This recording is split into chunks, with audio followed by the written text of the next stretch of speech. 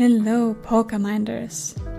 Welcome to the Polka Pod Psych Edition, where I'm going to talk about everything psychology, from the complexities of human behavior to practical tips for your mental well-being.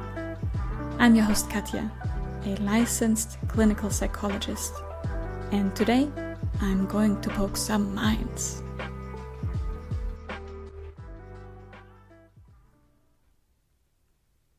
Hello, Polka Minders! Thank you so much for tuning in. It's been quite a while since the last episode. The entire team at Polka Mind has been working incredibly hard to launch our new platform. I would like to encourage everyone to try it out a couple of times and hopefully be able to integrate it in your everyday life to help you organize your thoughts and feelings and get a chance to talk or maybe even rant about all the things you might not want to or might not be able to share with anyone else. In today's episode, I'd like to talk about a more or less everyday life situation that affects us all. You might or might not have heard about the term psychological safety, a vital concept that can make or break team dynamics and organizational success. Let's start by defining psychological safety. Psychological safety is the belief that one can express themselves without fear or negative consequences to self-image, status, or career. It's the foundation for open-minded communication, trust, and collaboration within teams. When employees feel psychologically safe, they're more likely to take risks, offer new ideas, and admit mistakes, key behaviors that drive innovation, growth, and safety. A prominent example I can name is Boeing. Some of you might have heard of the issues that Boeing had with their planes. According to John Oliver from Last Week Tonight, among other things, employees didn't dare to point out safety issues due to fear of repercussions, leading to bigger and dangerous problems down the road. The term psychological safety was first introduced in 1999 by American organizational psychologist Amy Edmondson. So what kind of impact does psychological safety have on us and our environment? Research shows that teams with high levels of psychological safety perform better, innovate more, and experience higher job satisfaction. When people feel safe, they are more engaged and motivated, leading to better overall performance. Now, this might sound blatantly obvious to you, and you might wonder, do we really need research to confirm this? And that's a valid point. But the reality is that creating such an environment is incredibly challenging. It requires a concerted effort from every single team member and, of course, the entire organization as a whole. Achieving psychological safety demands a lot: trust, open communication, and the willingness to embrace vulnerability. It's not something that happens overnight. However, the substantial evidence supporting its benefits make it a goal worth pursuing. Hopefully, this will inspire more teams and organizations to invest in building psychologically safe environments. There are different guides that are used in organizations, and they include, among others, Crucial Conversations by Patterson, Grenny, Macmillan, and Switzler. That guide focuses on navigating high-stakes conversations effectively. Another guide, which focuses on empathetic communication and resolving conflicts, is called Nonviolent Communication by Marshall Rosenberg. There are The 5 Dysfunctions of a Team by Patrick Lencioni. I hope I'm pronouncing that correctly. And that one focuses on common pitfalls that teams face and strategies to overcome them. There's a guide called Emotional Intelligence Framework by Daniel Goleman, which focuses on effective communication as a part of psychological safety. And last but not least, there is the guide called Team Psychological Safety by Amy Edmondson, which emphasizes creating a safe environment for teams. Since I am first and foremost a clinical psychologist, I'd like to use parts of CBT and DBT to reflect upon psychological safety and focus on the individual perspective rather than the entire group. So, before I talk about key elements of psychological safety, I would like to ask you to reflect about those key elements and try to put them into context with your own cognitive distortions that you might find yourself in from time to time. Maybe you'll find a correlation. If you're unsure what cognitive distortions are, or don't remember all of them, I'd like to recommend you to either listen to the PolkaPod episode about your work stress, or check out the blog on our website pokamind.com that our lovely Maria has taken care of. That being said, what are the key elements of psychological safety? They consist of open communication, which means that in psychologically safe environments, everyone feels comfortable speaking up, asking questions, and sharing their thoughts without fear of judgment or criticism. Trust. Psychological safety is built on trust. Team members need to trust their colleagues will listen without judgment and seriously consider their ideas. Risk-taking. Safe environments encourage calculated risks and experimentation, fostering creativity and innovation.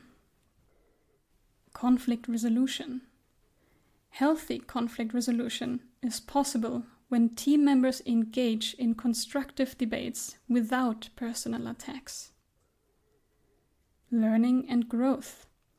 Admitting mistakes and seeking feedback is crucial. This openness promotes continuous learning and improvement. And last but not least, the leadership role. Leaders set the tone by demonstrating vulnerability, actively listening, and encouraging open communication. Another important aspect to consider is the cultural context. Psychological safety can vary across cultures and genders. What feels safe in one culture might not in another. Organizations need to understand these nuances to effectively foster a safe environment. So what are the risk factors that jeopardize psychological safety? Several factors can undermine psychological safety. Fear of retribution. The fear of negative consequences stifles open communication. Coming back to my example about Boeing. Lack of trust. Without trust, individuals hesitate to be vulnerable. Hierarchical structures. Power dynamics can discourage lower-ranking employees from speaking up. Micromanagement. Excessive control undermines autonomy and competence. Unclear expectations. Unclear or changing expectations cause anxiety and hinder open communication. Lack of diversity and inclusion. A lack of inclusivity can marginalize individuals, undermining their safety. Negative feedback culture. Focusing on criticism rather than constructive feedback creates fear and defensiveness. High stress environment. Chronic stress impairs cognitive function and open communication. Rumors and gossip. These breed mistrust and make employees feel unsafe.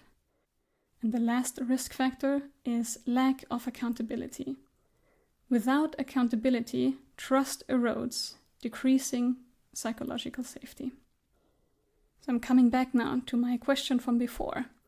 And I would like for you to reflect on how you define psychological safety in your cultural context and how some of your individual cognitive distortions might be triggered by your environment.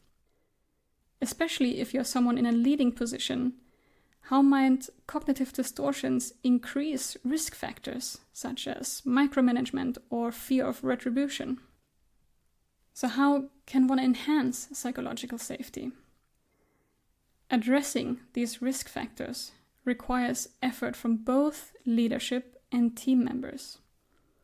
Key strategies include promoting transparency and regular feedback, encouraging diverse perspectives, creating a learning environment where mistakes are opportunities for growth.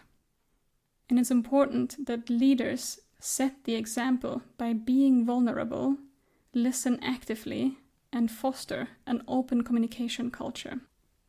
I can understand that these bullet points sound rather superficial, so to be more concrete of what that could mean in your daily work life, I'd like to use some of the DBT skills within mindfulness and interpersonal effectiveness as an example. Start to recognize and accept cognitive distortions, such as black and white thinking or jumping to conclusions, maybe emotional reasoning, personalization, confirmation bias, or unrealistic expectations. This is often already a very demanding task. It requires us to be mindful about ourselves and our surroundings.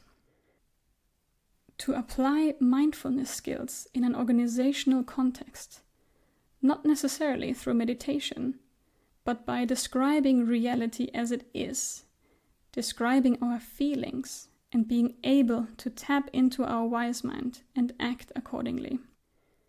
We have to be able to give and receive feedback without judgment. Using interpersonal effectiveness skills, such as DMN, may provide a concrete guide on how to communicate differently and more effectively. DMN is an acronym and stands for D for describe. An example at work could be when you assign tasks to me without any notice. E for express. I feel overwhelmed and unprepared. A for assert. I need at least a day's notice for new tasks. R for reinforce. This will help me manage my workload and complete tasks efficiently. M stands for mindful. Stay focused on the need for notice. Don't digress to other topics that you might want to talk about later on. A stands for appear confident. Maintain eye contact and speak clearly. Don't beat around the bush. And the N stands for negotiate.